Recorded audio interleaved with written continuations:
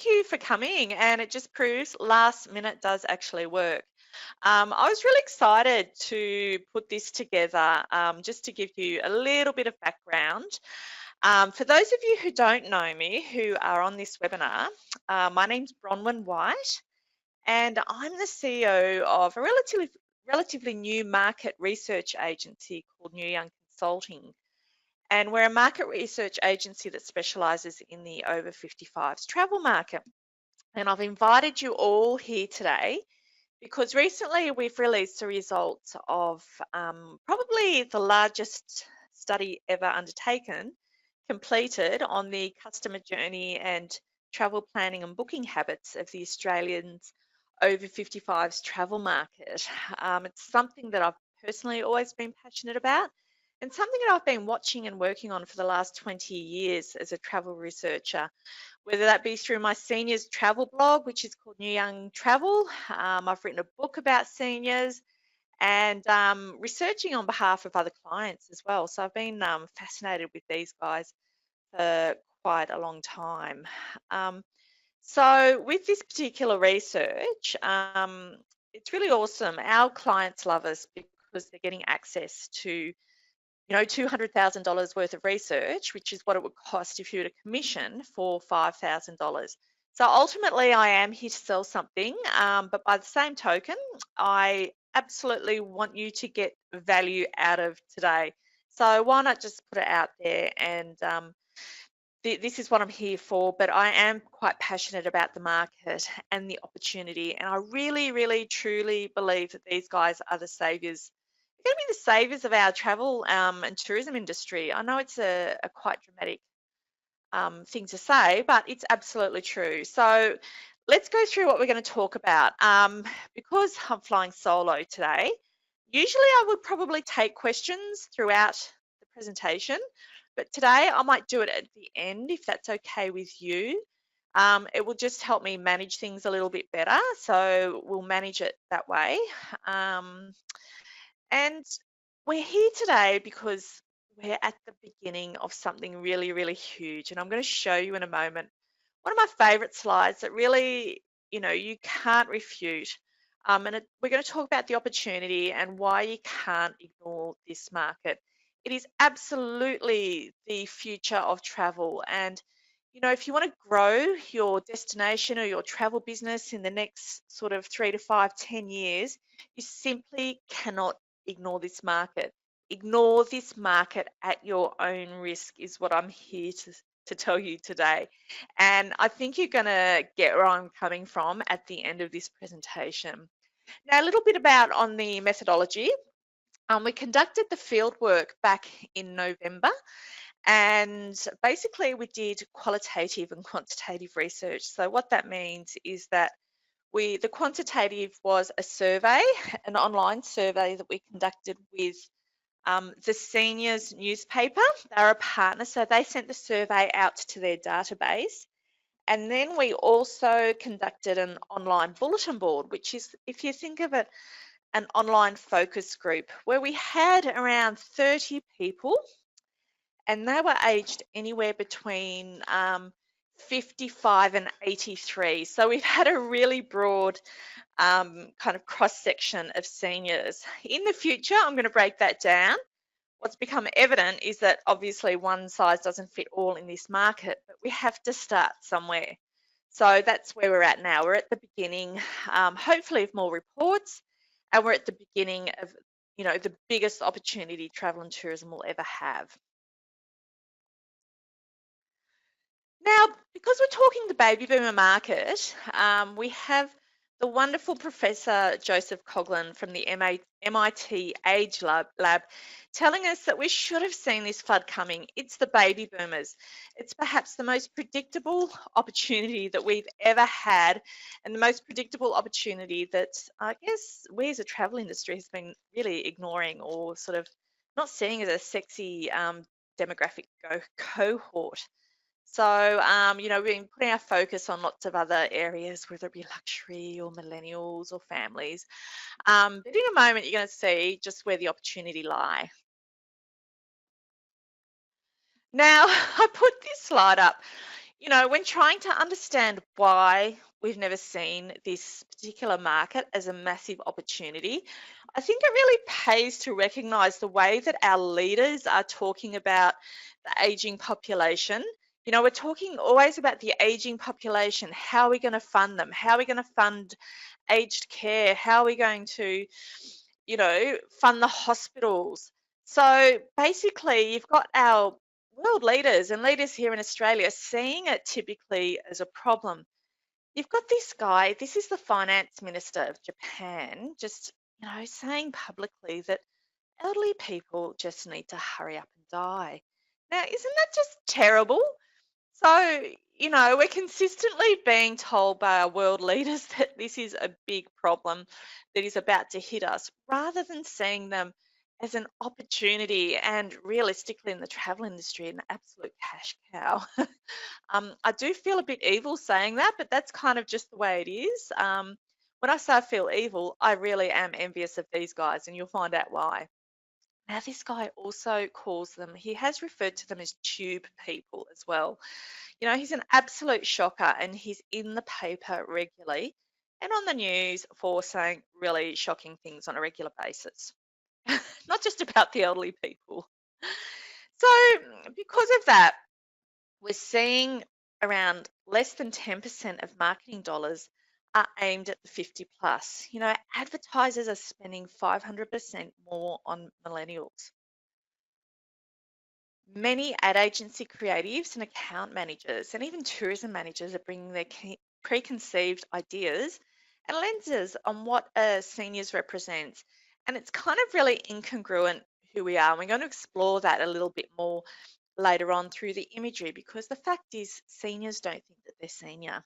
They don't think that they're getting on. And a lot of current advertising risks alienating and repelling seniors. That's because I guess we're all taught at university that you're supposed to put a picture or an ad of the person you're trying to attract. The imagery, of people sort of looking over the hill, you know the ones I mean, of grey-haired couple walking down the street. The fact is, seniors don't think that they look like that. They actually really think that they're hot on the inside. They think that they're happening people. And the truth is that they are.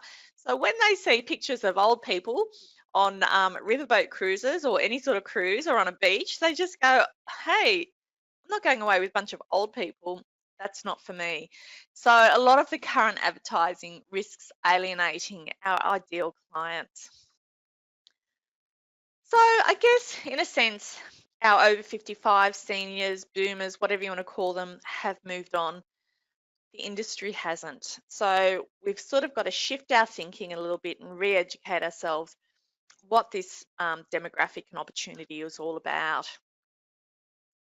Now, to me, this slide says it all. And if you received my other last minute communication, this is the slide that shows you the opportunity. Have a look at it for a moment. This is where Australia's household wealth sits. Now, I know that we've got some people from the USA. Thank you. God knows what time it is over there. And some people in Asia. It is a very similar story in the USA. In fact, in the USA, it's on steroids. It's a lot higher than what it is here. So you can just see here who has the money. It's the over 45s. So you've got your younger boomers, olders, and builder boomers. So, it's really quite amazing visually when you see it this way. And all that money is being thrown at millennials. As you can see, compared to boomers, millennials have no money. Why are we spending so much money trying to attract them? And in fact, when millennials go away, guess who's often paying for it? Yes, their mum and dad, the baby boomers. So, particularly in instances like intergenerational vacations and holidays. As I mentioned, in the USA, it's just simply on steroids. They control about 80% of household wealth. And Euromonitor is telling us that they're going to reach $15 trillion, and that's before global aging is fully realised. Now, again, drawing on some of these differences and trying to explore why we've never seen the opportunity when it's sitting right in front of us, we've got to, do a little bit of history, I think. So, in 1900s, life expectancy for much of the industrialized world was well under 50, and you'd be hitting old age, pretty well old and decrepit by the time that you were 50 because you were slogging hard in a factory pretty much all your life.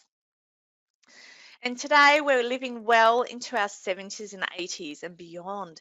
And you know what? We're super fit, we're healthy because we're not slogging our lives out in factories. We're in offices, we're pretty protected. And what's happening is they've made a shift. So they've made a psychological shift from acquiring more possessions, and they're looking to, I guess, acquire enjoyable, satisfying memories.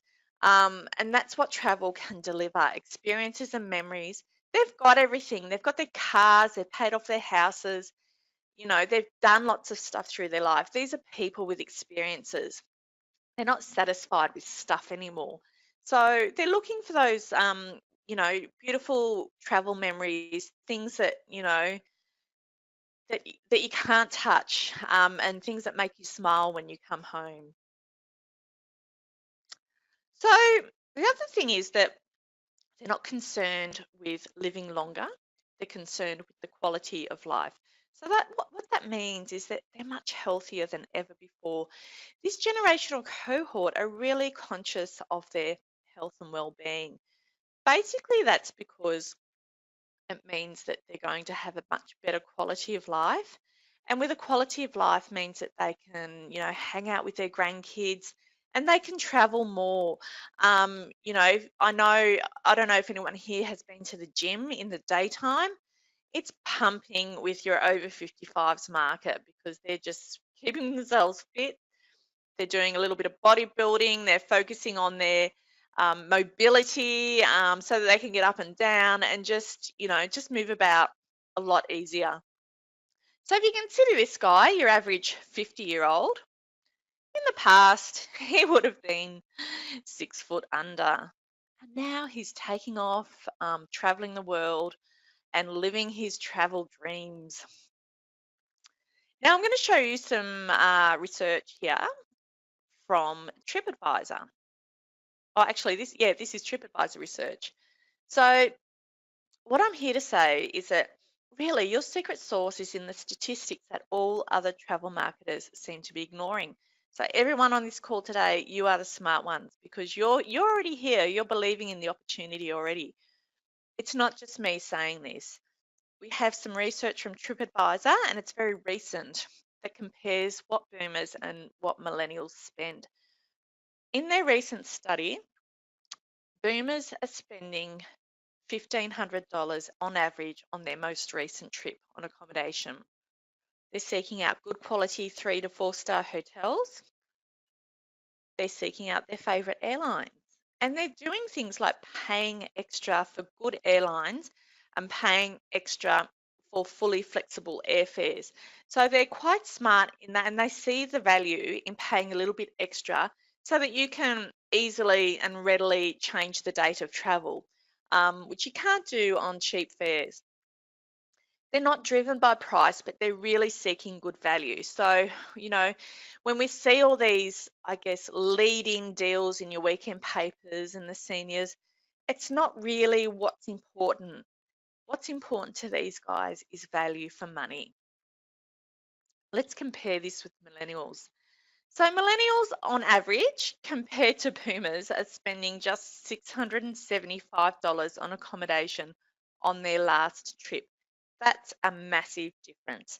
So again, who's the sexy market here? It's boomers. They're still seeking out the most affordable accommodation. They're seeking out basic fares. And they're posting up a storm on social media accounts from fabulous and luxurious travels, whether they can afford it or not.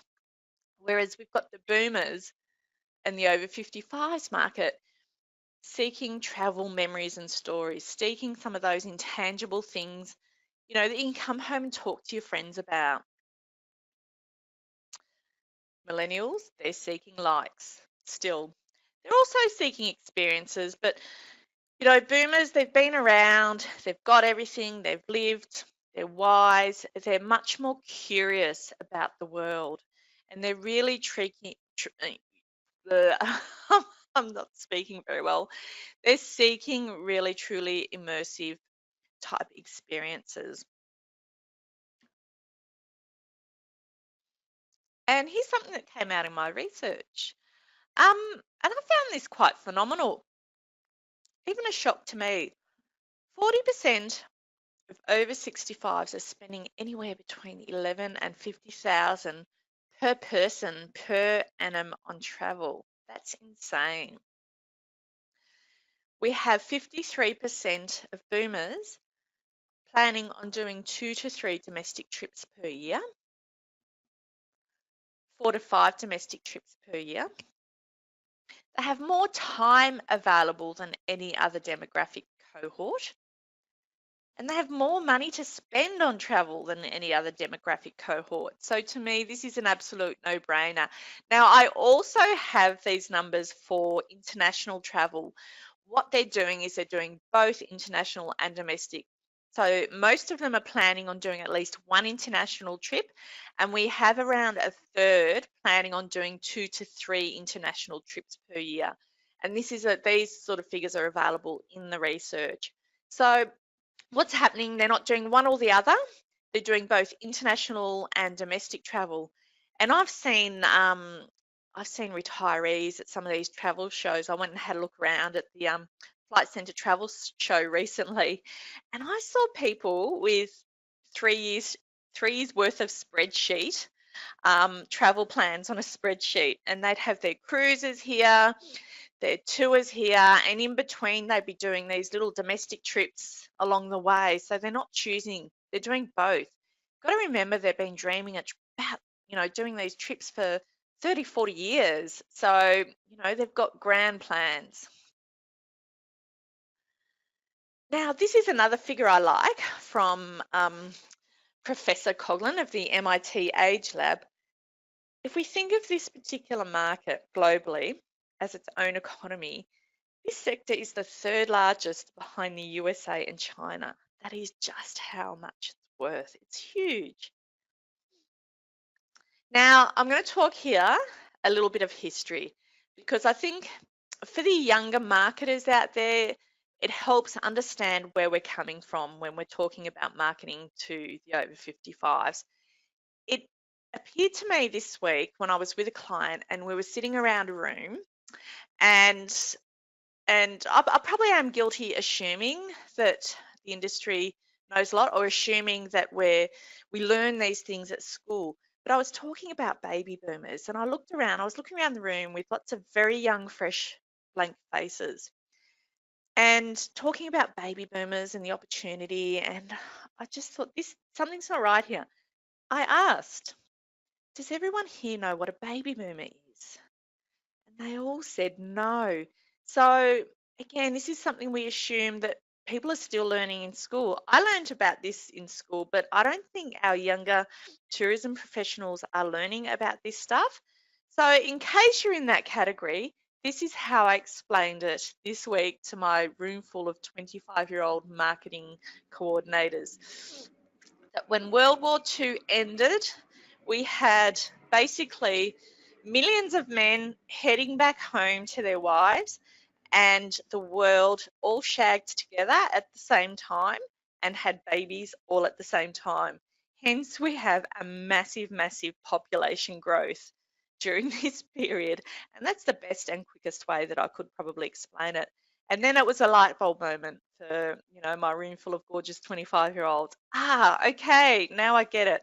So it helps, I guess, put context behind the opportunity and understand why there's so many of these people with so much money. And considering when they lived, we've got to think about the 60s and 70s here. It was such a fun and adventurous time for these people, a real sort of time of self-awareness and development. They were active and loved learning and adventurous and youthful. One of the other things I love to point out to our younger marketing professionals is that these guys were traveling well before the internet, TripAdvisor and Instagram. To find out what was at a destination or at a country, they just had to rock up and go there. They may have had a lonely planet and they may have had some stories about where to go and what to do from some friends that had just come back. But really, we had no review systems in place. We just had to go and find out what was there at the time. So that, I guess that instills a sense of adventure that it doesn't happen today. And another thing, they were popping all sorts of pills and going to festivals before you were. So again, a bit of kudos. And they didn't call it the swinging 60s for nothing. You know, this is a time that was driven by the pill and sexual freedom was discovered. So for these guys, there is a real youthful, adventurous sort of being inside of all of the baby boomers, really. Um, and they're sort of it's all coming out again in their travels. You know, that sense of adventure, exploring. They're quite confident in their travels as well, confident in talking to people, random strangers. This is not a problem for these guys. So, what are they good for? What I'm going to talk about now is some of the findings, some of the key findings from my research. You know, after doing this research, I went, you know what, these guys are our industry's guardian angels. They're going to take care of us. So if anyone tells me times are tough, I'm not going to believe you because there are so many opportunities out there. These guys are always on. They're ready to travel. They're always researching. They're accessible with a willingness to buy. So basically, they're open to your marketing. They're open to your emails.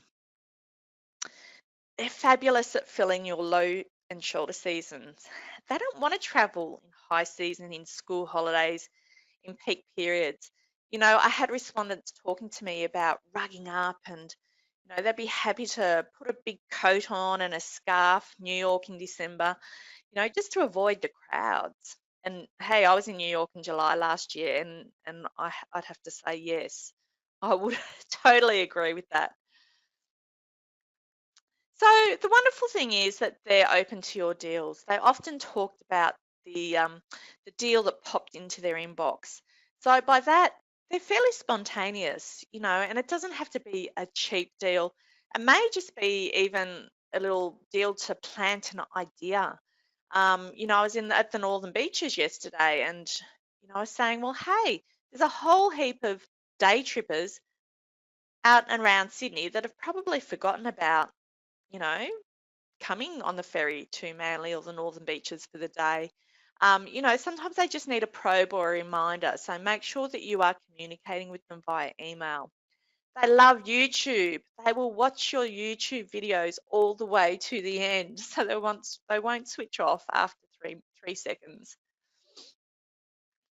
So let's go through some of the myths. So there's 10 key myths that I think I was even guilty of holding on to.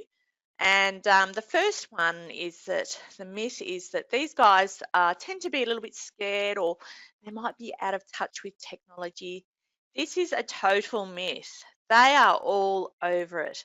And I guess this used to be true of what we call the silent generations. So these are people now in their 70s and 80s, and these were the really tight travelers that you would see kind of rock up with their thermos flask on the side of the road and didn't want to spend any money. This is not who we are talking about. There is a whole new generation retiring who are cashed up and will spend money on your tours or in your town. And again, it's a bit of history here. It probably helps if you contextualize what happened in the workplaces with baby boomers. Now, I was there. I was a travel agent actually when computers came into the workforce, and I used to type itineraries on my typewriter. And so basically, what happened, these things called computers came in. We had to learn about computers. Now, younger generations are born into computers, they are digital natives.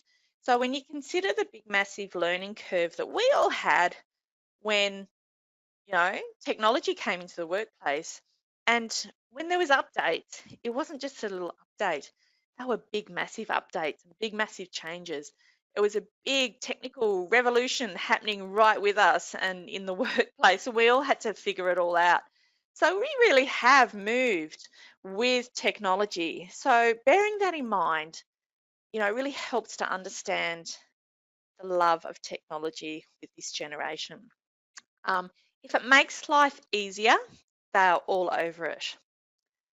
They're very comfortable on using technology and spending money on technology, especially when they're in the destination. So when they're, if they're on a road trip and they're coming into a destination, they'll be on their phones. If they're overseas, if they're on tours, they talked about using their phones to connect with their other tour friends, or, wanting to find restaurants, wanting to find little hints and tips and local deals around. So they're always carrying their mobiles. Now, just leading on from this, technology is fabulous when it improves the quality of life. One of the other myths that I hear is that, they don't really use internet much. Well, can I just tell you, even I was shocked at what I found out here.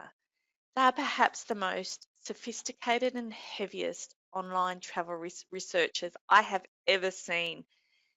They are they are literally spending hundreds of hours researching travel. They are always on. They are always researching travel. So, again, this is an absolute myth. When people ask me questions around, should I do an app or should I do a site? Overwhelmingly, it's a site. Make sure it's mobile. Um, you cannot get too granular with your content.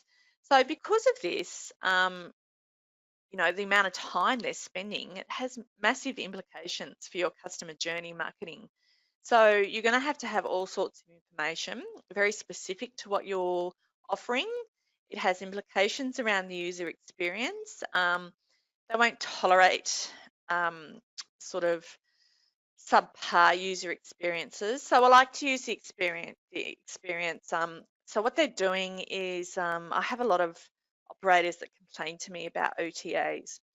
Now, what they're doing is they will go to an OTA and find their hotels.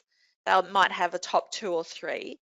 Then they'll go to the hotel direct website.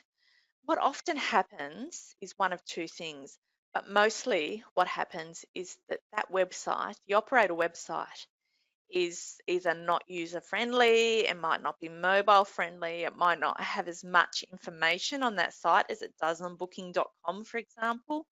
It might be clunky, it might be hard to navigate and find anything, and it might be difficult to book. So they go back to booking.com. This is so important to understand. So really, you've got to, if you're offering any sort of online booking system, you've got to ask yourself, is my site as easy to navigate and book on as it is on booking.com? So, so important. There's just no excuse. They are coming to your sites, but they're moving away because it's like, too hard. And there's lots of implications in terms of content marketing. So basically, the winners are going to be those who are either niche market or, have loads of really practical and useful information for the traveller. So here's a couple of little fabulous quotes direct from my research to have a look at while I have a sip of my cuppa.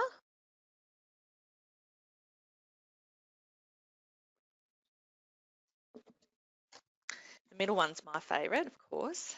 It's a bit cheeky.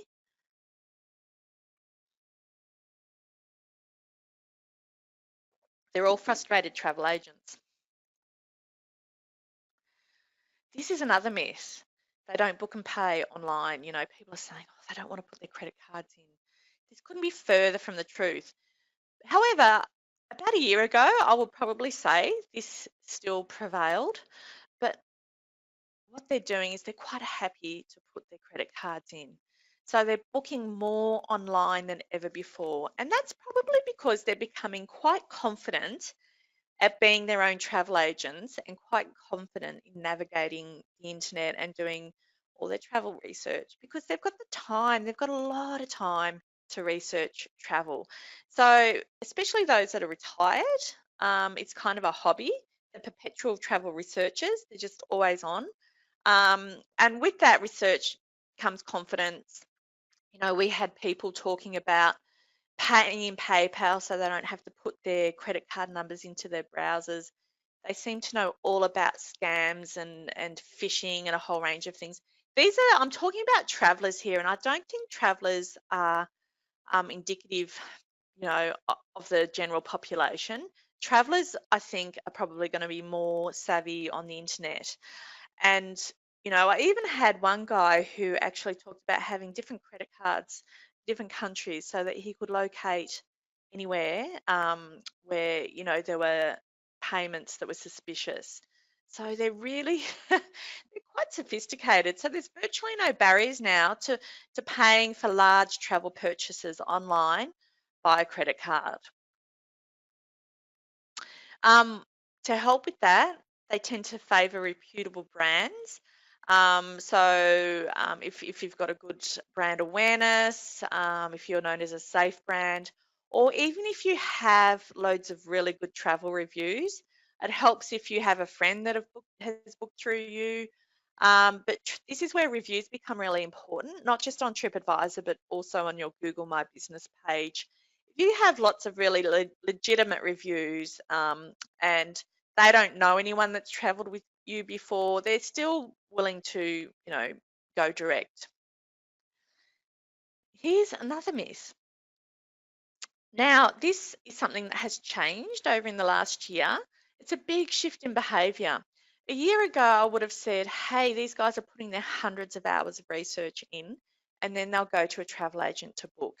So what they're doing now is they're putting their hundreds of hours of research in, but they're willing to book it themselves online. So it's kind of the first time I've actually said, I really think that travel agents could be at risk. So, in saying that, there are amazing opportunities for travel agents to niche and specialize. So, some of the things that they would say to me through the research is that why would I book through a travel agent when the travel agent hasn't been there? When I can find out just as much information and more information doing the research myself. So these are the sort of questions that they're starting to ask themselves. But they will see the benefit in going to an agent that specialises in a destination that they might want to visit. So if you have staff that have been there, that's really, really useful. Local offices, that type of thing. They're using travel agents a lot when, they might have used the travel agent for a really long time. Complex itineraries, they'll still see a travel agent. Large groups, they might have a friend or a relative who's a travel agent. And this is something I found really interesting.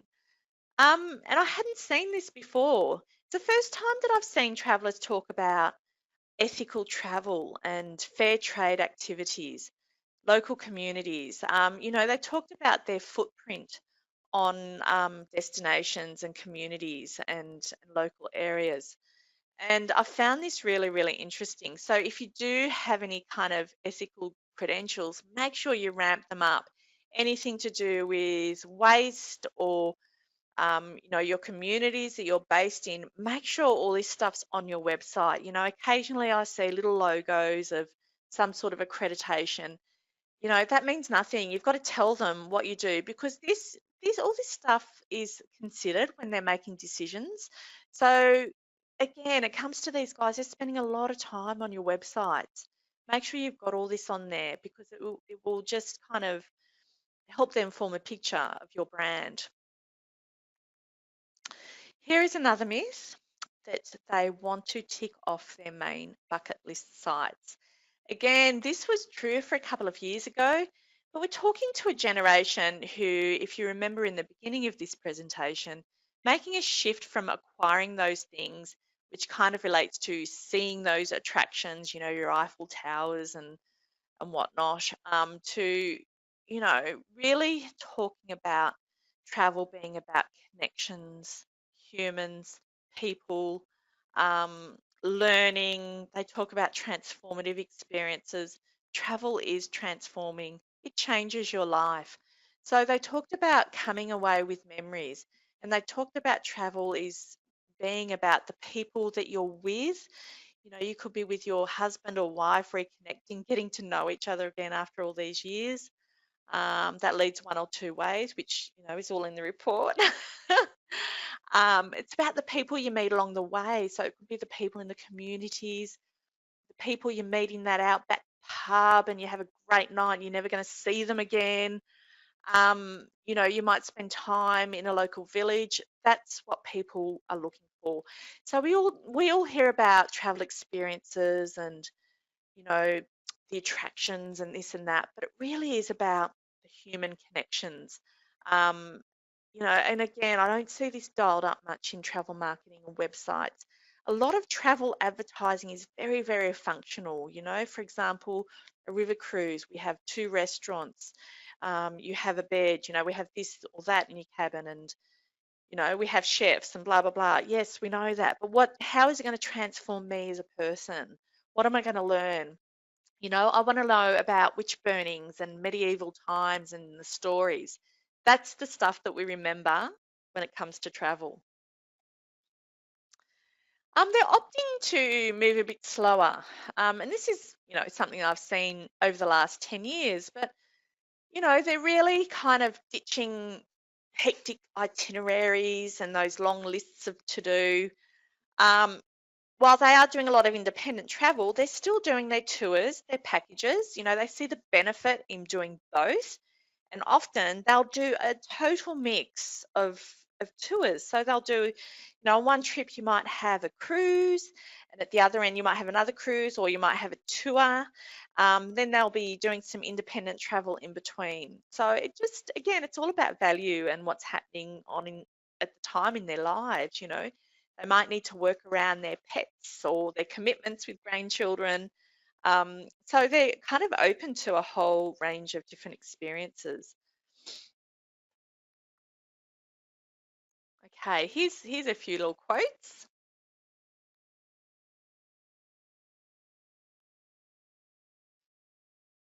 They talked about locals having pride in their communities. This is probably more of a domestic consideration. Um, and for the Aussies out there, you know, they had some great stories. Now, when I talk about locals, cultural immersion, and all these sorts of things too, I mean that in the context of Australia as well, not just international.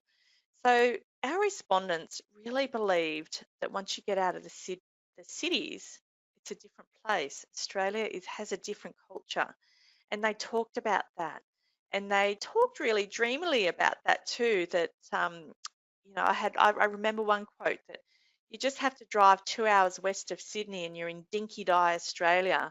So, you know, they want to experience, I guess, some of that nostalgic Australia. You know, people, they talk about people working differently, living differently. You know, they don't rush around like we have to. So, you know, really wanting to know about people in their communities. This was really, really important, which is why they loved low season too. Because when you are traveling around in low season, you probably have more of a chance to meet people that live in the places that you go to. One of the things that we did through the research is we identified 30 reasons people travel. So again, this is moving away from the physical attractions and experiences, but these are the things that people talked about travel gives to them. So they talked about learning a lot, history, natural environments, you know, facilitating those friendships and relationships. They use the word humbling a lot too, that, you know, meeting people and being humbled by the world in general, meeting the locals. So again, this is not so much an experience or an attraction. This is something you can't really touch, but it's something that touches you as a traveller, something you talk about when you come home. So with this particular, if you want to take this back to the office, these are the topics and the things that we need to talk about a little bit more in our content marketing. actually a lot more, because again, we're so much we're just so functional in our travel marketing and content and advertising. We need to really sort of drill down a little bit. This was fantastic. Previously, I would say this generational cohort were not really interested in learning about Indigenous culture and history. This is a massive shift on previous research. They were really interested in both Australian and overseas Indigenous cultures. They were open to learning from, from native owners of the land. They referred to learning from our elders, and really wanting to connect with some Indigenous communities. And again, this is something very, very new. And this this is quite interesting as well. When we're at university, we learn that we are supposed to use pictures of images that relates to the people we're trying to market. Well, in this case, as I mentioned earlier on in this presentation, we don't want to do that because seniors don't think they're seniors. So if you had a picture of this lady anywhere in your marketing, they would run, seriously. They wouldn't relate to it. Don't call them senior in your marketing. So when you have things like seniors special, or you specialize in seniors, or don't use that word, because they won't want anything to do with it, unless there's a discount involved, of course. But they really don't believe with seniors. They don't want to travel with seniors. So if you have images of, I'll show you a couple of images that we tested. They're going to run a mile. So when in doubt, I'm saying use intergenerational, multi-generational talent. So use a mix of everybody throughout, and you should have everyone covered. No pictures of big bus tours with the people. I did test a few images. I mean, look at these comments. And the thing is, you look at people like Nairi down the bottom. She could be on this tour, and she's probably been on this tour. They just don't need to be reminded that they're traveling like this. They absolutely see the benefits of traveling like this, but they just don't want to see that picture. So, you take this picture out and again talk about some of those experiences. So if you have a look at this guy here in the middle, so here's your typical senior. He's loves a walk, and you've got this ad agency on the left who have been briefed. They need to actually put a little Facebook campaign together for a walking tour company. And she's saying, yeah, I know my grandpa. Let's put a picture of him or someone like him in our creative. So that's what they're about to do. The problem with grandpa is that, yeah, he looks like this, but he thinks he's like this. He thinks he's hot. This is how he feels on the inside. So he won't relate to that picture in the middle because he thinks he's this. Myth number 9. At this stage, we're looking for more low-key experiences. Now, again, this couldn't be further from the truth. You're getting anyone from, I guess, looking for low-key, nice walks to extreme sports. One of the things that they do with filling their time is fitness. And as I've mentioned previously with one of the other trends, is that health and well-being is a really big consideration. They look to take this throughout their travels as well. So what's happening? You're seeing a range of things. So you're seeing people wanting to incorporate walking, cycling. They're happy to do a lot of walking on their travels. But you're also seeing a lot of people taking up new hobbies. We had people talk about getting their dive tickets upon retirement. They're doing the things that they've always wanted to do but couldn't because they were working or bringing up the kids. This is their time to really explore some things that they've always wanted to do. And being active, and anything from cycling and doing Tour de France tours and scuba diving, swimming clubs they were talking about. it's a way to engage with other people and connect with community as well. So, and that kind of links in with their travel experiences. So quite often that they'll pick up these hobbies and travel for the hobbies as well. So, you're seeing them maybe start cycling and then they'll go on their Tour de France tour, if you like. So really exciting times. And we had some really fabulous quotes, around nature being really humbling, um, and some, being at one with nature without being too huffy and puffy. I love that quote. And this is our last myth. And, I hear this a lot with our domestic operators or destinations. How are we going to compete with some of those international deals and destinations and luxury escapes and whatnot and tripper deals? The thing is, and the absolute beauty with this demographic is that they're doing both. If you have a family, for example, yeah, the millennial family, they have one trip a year. They do have to decide between their luxury escapes trip to Thailand or Fiji or their big four holiday park trip to northern New South Wales. These guys are doing both in equal measures. They're excited about doing both, excited about traveling around Australia just as they are doing their Thailand trip or the European tour.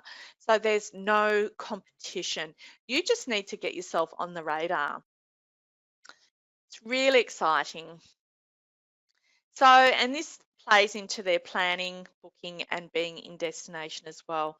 So they'll put as much research into their domestic travel planning as they do the international. Again, because they're always on. So, they talked about deals that are on in the weekend papers and ideas they got from documentaries and books they might have read 10 years ago. As I mentioned before, they've been dreaming about travel for 30, 40 years, and that's no one place specifically. So there's a fabulous opportunity here with this slot. That is my last slide, I think. So thank you. What I want to do now is go into my questions pane to see if anyone has any questions. Let me just see if I can figure this out. That was great, thank you. All good. Actually don't know if there's any questions. I don't know that there is. Oh, hang on, here we go.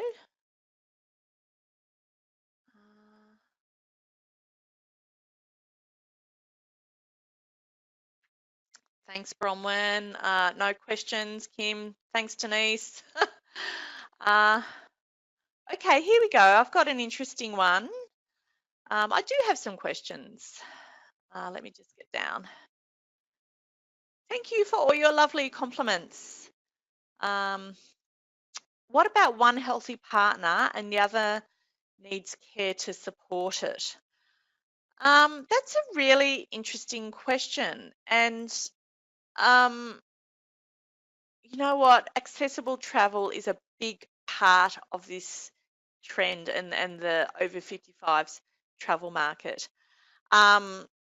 So yes, it's a big query and a big question. And I actually know of a company that's being set up. I think he was meant to be on here today, in Queensland, around Cairns, where the company is specifically designed to create travel experiences around northern Queensland to help families where the carer gets a holiday. So they will actually supply care for everybody to go. So if you have high care needs, there are innovative products being developed just for that. And I'm really happy to put you in contact, Lyndall, if that is of interest to you. Can you show us what picture the ad crew used instead of Grandpa? Thanks, Kim. Um, well, I could, yeah. That's a really good question. I will. Oh, now I have to get off my presentation and find it. But yeah, I will find something for you. And I do have, in the research examples of the types of images to use. Okay, Kim. Okay, question intergenerational. For specific events, do seniors pay for the whole family? Look, they do. More often than not, they will pay for the whole family if it's driven by the grandparents. So I don't have the average spend, but it's a lot of money. Absolutely. That's a really good question. So we're finding that a lot of those intergenerational trips are being paid for grandma, grandpa. Because their joy, again, we explore this in the research, a lot of the joy is really around family, and we talk about what's important. Their grandkids are so important to them, and more often than not, this is something that brings them home. Okay, Lyndall, there's another company called Travel Ability in Melbourne.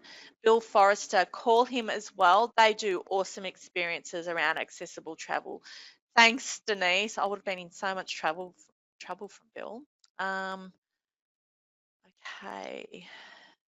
What about RSLs and bowls clubs? Do seniors tend to seek them out first? Well, you know what? We all do. You're always going to get a good schnitty at the bowls. But yes, they do. They'll look at everything. And again, this is probably something the 70 and 80-year-olds, the tight ones that we talked about previously, they'll go to the bolo, but they'll also go to the nice restaurants too. So, they're not seeking out one thing. It's how they live at home. So they'll need great coffee. And if you've got a great restaurant there with terrific views, the one thing that came out of this research is they are completely obsessed with food and beverage. So that's food and wine, gin distilleries, breweries, a whole range. And if they get a bad meal, they are really, really annoyed. So again, this is another key difference with previous older generations. They'll spend hours, again, researching restaurants to go to. So look, I reckon there's great opportunities for RSLs and bowling clubs to really ramp up, their menu delivery, because it's in the mix. And it's always a great place because the locals will hang out there too. And, quite often they'll go there to connect with the local scene. So, yep, go for it. Okay, the joy. Let me go down. I do have a few more. Oh, yeah, the joy of family. It's true, Kim. It's so much enjoyment. Family and animals. Mark, yes, a style guide for your photography. Absolutely. And especially if you're working with agencies, so much gets lost when you are handing your creative over to the agencies. So you might have all this fabulous research, for example, and then after that, you might write up a brief, but then it gets to a creative who hasn't actually read the brief, but they're going to put their own preconceived lens in. So really, really important and fabulous point, Mark, around your photography. How long are they doing domestic trips? In the research, we discovered 4 key trips. So there's 4 types of trips, Lyndall. The first one is the spontaneous let's get away. So I referred to the deal that popped into my inbox, or they might have seen something in the paper. Just a quick bit of a getaway. Then they might go away for number 2, a few days away, which is often driven by visiting friends and relatives. So they might have a wedding or a funeral, something like that. The third type is generally around less than 4 weeks. So they'll go somewhere and then they'll come home. And these are the ones that have commitments at home, whether that be their pets or whether that be looking after the grandkids. So that's, again, that family pulling them home again. Then you've got the biggie, the big massive trip around Australia, where they'll go off for 6 months or a year. So there's 4 main types of domestic travel trips that are in there. Okay, we've noticed another question. Level of sophistication differs from regional people to city people. Cool. Regional people don't like a big glass with a small amount of wine in it. Well, who does, Kim? I know if I have a big glass, I want a big glass of wine. Did you identify this market in relation to the luxury sector? Tanya, this market totally drives the luxury sector because they have the money. They've got the big fat superannuations. The ones that are still working, they might be very senior executives. Even in the MICE market, in the MICE end of the luxury market, absolutely, they're driving this sector. And you'll find a lot of the sectors, like luxury or even VFR, is driven by this particular market. Okay. Oh, more coming through. What countries? The countries, I do have this in the research. We have UK, Europe, America, and Asia are the main ones. Not necessarily in that order, but it is in the research. um, uh, do the seniors like Airbnb? Oh, yes. Okay, here is another big one. Airbnb growth is being driven by the over 55s market. And I have a stat that I've taken from their research and put into my research report. I don't know if you're familiar, Caroline, with the Airbnb experiences. It's like Airbnb, but people are running their own tours. So you get punters just saying, okay, I'm going to do a tour of Sydney of the craft breweries. So you get anyone running their own tour. Last year, they experienced an increase of 1,100%. That's 1,100% in bookings from the over 55s market. So again, this is a myth. They are all over Airbnb. So it's really amazing, and I think that links into their want to connect with people that live in the local locations. They love hearing from local people, and that's a beautiful product for them. That's not about the Eiffel Tower. It's about just talking to the locals. And if you go onto the Airbnb experiences site and have a look in, say, Paris or any of the bigger cities, you'll see some really awesome little day trips from, I'll take you to the secret markets or cheese making in someone's kitchen. So yeah, it's really interesting. Alrighty, I think that's it. I'll just make sure I've answered everyone's question. Okay.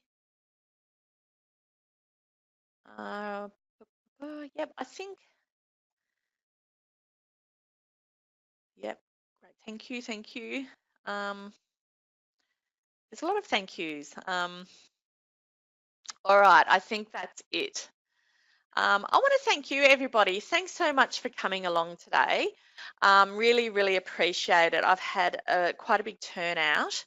So my details are there on the screen, and I'll just give it a little plug. If you've stayed here this long, you must be super, super interested. This research is available to purchase. So I particularly think if you're coming to the end of your financial year and you're a destination or a local government area, it's a great way to spend your end of financial year budget. But broadly speaking, if you have any questions, please feel free to get back to me. I'm happy to answer your questions personally.